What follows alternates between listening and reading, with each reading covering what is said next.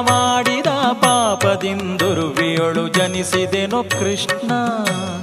ಪೂರ್ವ ಜನ್ಮದಲ್ಲಿ ನಾ ಮಾಡಿದ ಪಾಪದಿಂದುರುವಿಯೊಳು ಜನಿಸಿದೆನೋ ಕೃಷ್ಣ.